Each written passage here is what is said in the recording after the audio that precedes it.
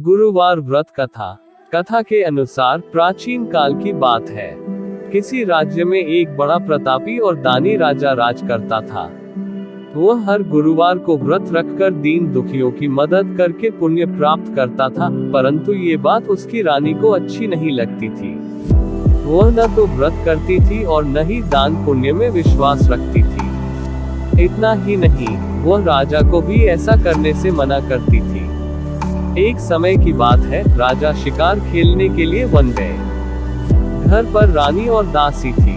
उसी समय गुरु बृहस्पतिदेव साधु का रूप धारण कर राजा के दरवाजे पर भिक्षा मांगने आए। साधु ने जब रानी से भिक्षा मांगी तो वह कहने लगी, हे साधु महाराज, मैं इस दान और पुण्य से तंग आ गई हूँ। आप कोई ऐसा उपाय बताएं जिससे कि सारा धन नष्ट हो जाए और मैं आराम से रह सकूं। इतना सुनकर बृहस्पति देव ने कहा, हे देवी, तुम बड़ी विचित्र हो। संतान और धन से कोई दुखी होता है। अगर अधिक धन है तो इसे शुभ कार्यों में लगाओ, कुंवारी कन्याओं का विवाह कराओ, विद्यालय और बाग बगीचे का निर्माण कराओ, जिससे तुम्हारे दोनों लोग सुधरे। परंतु साधु की इन बातों से रानी को खुशी नहीं हुई। उसने कहा कि मुझे ऐसे धन की आवश्यकता नहीं है जिसे मैं दान दूं और जिसे संभालने में मेरा सारा समय नष्ट हो जाए। तब साधु ने कहा, अगर तुम्हारी ऐसी इच्छा है तो मैं जैसा तुम्हें बताता हूँ तुम वैसा ही करना। गुरुवार के दिन तुम घर को गोबर से लीपना, अपने बालों को पीली मिट्टी से धोना, राजा से हजामत बनाने को कहना, भोजन में मांस मदिरा का प्रयोग करना, कपड़े धोबी के यहाँ धुलने देना। इस प्रकार 7 बृहस्पतिवार करने से तुम्हारा समस्त धन नष्ट हो जाएगा। इतना कहकर साधु के रूप में बृहस्पति देव अंतर्ध्यान हो गए। साधु के अनुसार कई बातों को पूरा करते हुए रानी को केवल 3 बृहस्पतिवार ही बीते थे कि उसकी समस्त धन संपत्ति नष्ट हो गई। भोजन के लिए राजा का परिवार तरसने लगा। तब एक दिन राजा ने रानी से बोला कि हे रानी, तुम यहीं रहो, मैं दूसरे देश को जाता हूँ, क्योंकि यहाँ पर सभी लोग मुझे जानते हैं, इसलिए मैं कोई छोटा कार्य नहीं कर सकता। ऐसा कहकर राजा दूसरे देश चला गया। वहाँ वह जंगल से लकड़ी काट कर लाता और शहर में बेचता। इस तरह वह अपना जीवन व्यतीत करने लगा। इधर राजा के परदेश जाते ही रानी और दासी दुखी रहने लगी।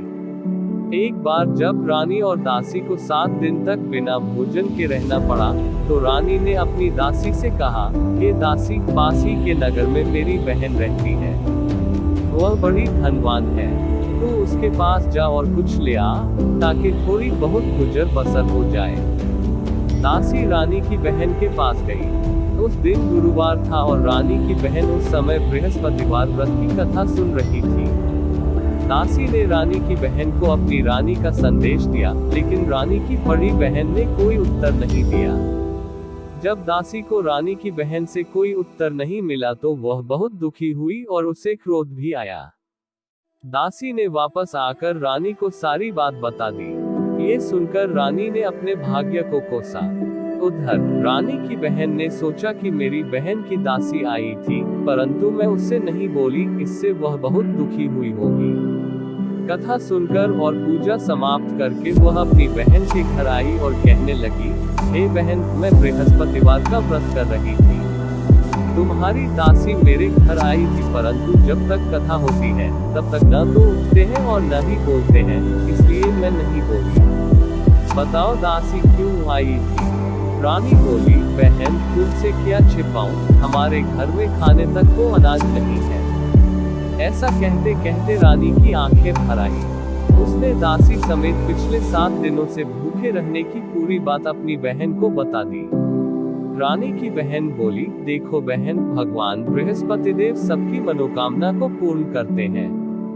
देखो, शायद तुम्हारे घर में अनाज रखा हो। पहले तो रानी को विश्वास नहीं हुआ, पर बहन के आग्रह करने पर उसने अपनी दासी को अंदर भेजा तो उसे सचमुच अनाज से भरा एक घड़ा मिल गया।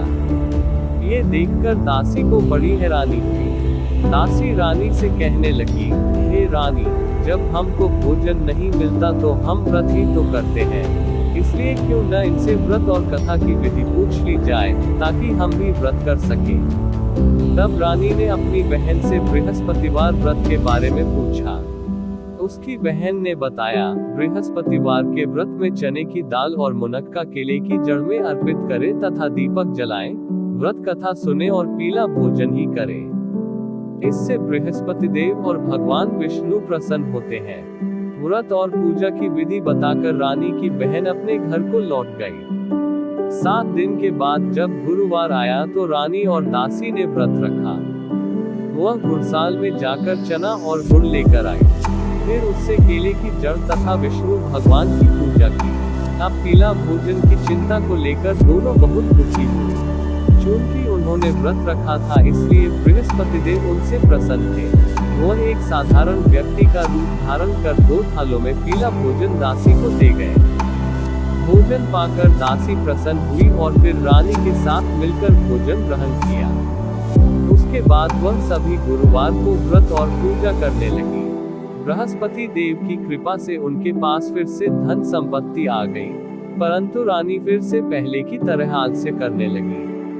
तब दासी बोली, देखो रानी, तुम पहले भी इस प्रकार आलस्य करती थी, तुम्हें धन रखने में कष्ट होता था, इस कारण सभी धन नष्ट हो गया और अब जब देव बृहस्पति की कृपा से धन मिला है तो तुम्हें फिर से आलस्य होने लगा है।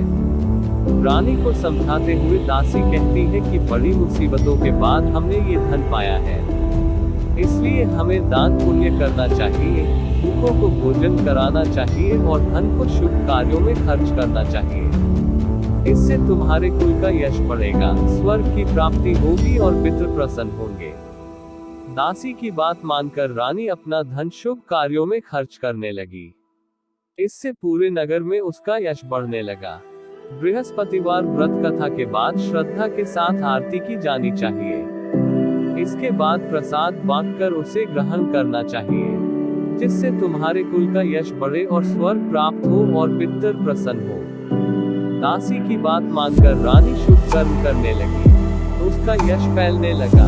एक दिन रानी और दासी आपस में विचार करने लगी कि न जाने राजा किस दशा में होंगे, उनकी खोज खबर भी नहीं है।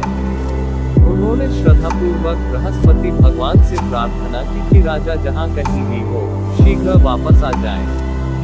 उसी रात्रि को बृहस्पति देव ने राजा को स्वप्न में कहा कि हे राजा, उठ, तेरी रानी तुझको याद करती है, अपने देश को लौट जा। राजा प्रातः काल उठा और जंगल से लकड़ी काटने के लिए जंगल की ओर चल पड़ा।